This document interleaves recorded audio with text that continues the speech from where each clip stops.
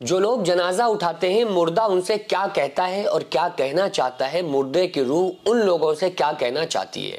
آقا علیہ الصلوۃ والسلام کی حدیث کا مفہوم ہے کہ جب کسی انسان کا انتقال ہو جاتا ہے اور فرشتے اس کی روح کو اس کے جسم سے نکال لیتے ہیں، اور حضرت عزرائیل علیہ السلام جو ملک الموت ہیں، جو روح کو نکالتے ہیں، روح کو قبض کرتے ہیں، تو ان کے ساتھ اور فرشتے آئے ہوئے ہوتے ہیں۔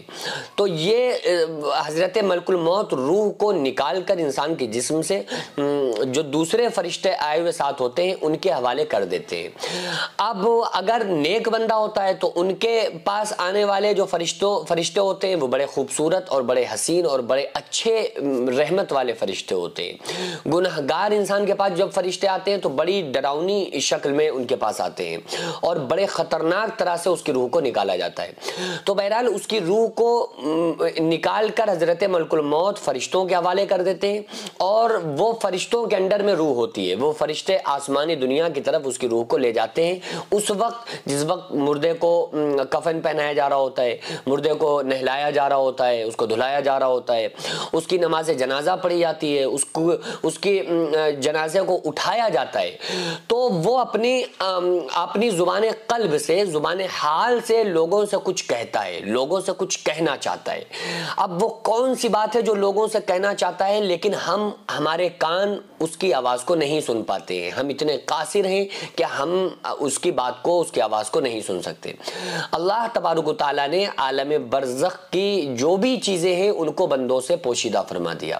اسی کا نام ایمان ہے۔ اگر اللہ تعالیٰ دکھا دیتا سامنے تو پھر تو ہر انسان نماز پڑھتا، تو پھر تو ہر انسان دین پر عمل کرتا۔ اللہ نے اس کو پوشیدہ کر دیا، اللہ نے اس کو چھپا دیا کہ بس میں نے تمہیں بتایا ہے، میرے نبی صلی اللہ علیہ وآلہ وسلم نے تم کو یہ بتایا ہے، اب اس کو تم ایکسپٹ کرو گے یا نہیں، اب اس پہ ایمان رکھو گے کہ نہیں۔ آقا علیہ الصلوۃ والسلام نے ارشاد فرمایا کہ قبر میں جو عذاب ہوتا ہے نا، تو اگر میں تم کو یہ بتا دوں کہ قبر میں جو عذاب ہوتا ہے، میں اللہ سے دعا کرتا کہ اللہ تعالیٰ تمہیں دکھا دے، لیکن مجھے اندیشہ ہے کہ تم اپنے مردوں کو دفنانا چھوڑ دو گے۔ اگر تمہیں عذاب دکھا دیا تھا نا قبر کا، تو پھر تم اپنے مردوں کو ہی نہیں دفناتے، اتنا ڈرتے قبر سے۔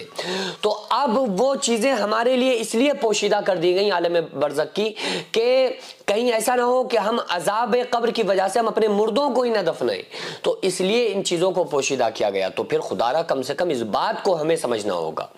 تو جو نیک بندہ ہوتا ہے نا، وہ اس وقت ان لوگوں سے کہہ رہا ہوتا ہے جو لوگ جنازہ اٹھا کے چل رہے ہوتے ہیں، جو لوگ کفن دفن کر رہے ہوتے ہیں، ان سے کہتا ہے کہ مجھے جلد سے جلد مجھے میرے اصلی ٹھکانے میں پہنچا دو۔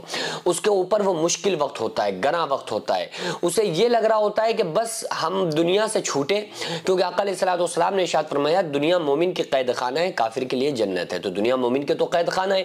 قید خانے کا مطلب یہ ہے کہ وہ یہاں اللہ اس کے رسول صلی اللہ علیہ وآلہ وسلم کا فرما بردار بن کر زندگی گزارے گا، وہ باؤنڈ ہے شریعت میں، وہ شریعت کو فالو کرنے والا ہے۔ اور دوسرا ایک مطلب یہ بھی ہے کہ وہ دنیا اس کے لیے قید خانہ ہے، اس کو یہاں وہ نعمتیں، وہ انعامات، وہ چیزیں اس کو یہاں حاصل نہیں ہوگی۔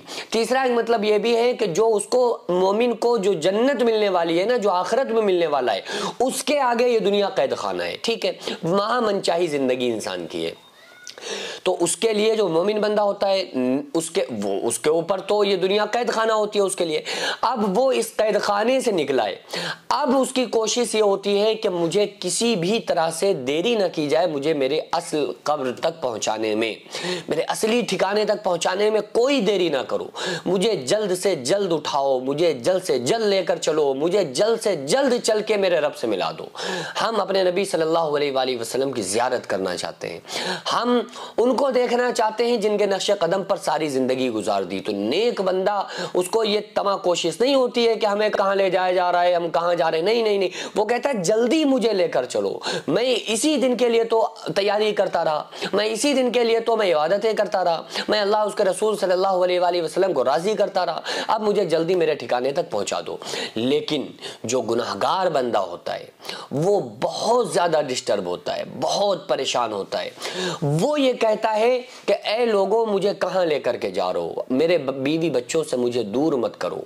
گناہگار بندہ کہتا ہے کہ میں نے گھر بنایا، مکان بنایا رہنے کے لیے، اب مجھے تم اس مکان سے کہاں لے کر جا رہے ہو، مجھے کیوں جدا کر رہے ہو، مجھے مت الگ لے جاؤ، مجھے مت اپنے گھر سے جدا کرو، میں وہاں نہیں رہ سکتا، وہ بڑی خطرناک قبر ہے۔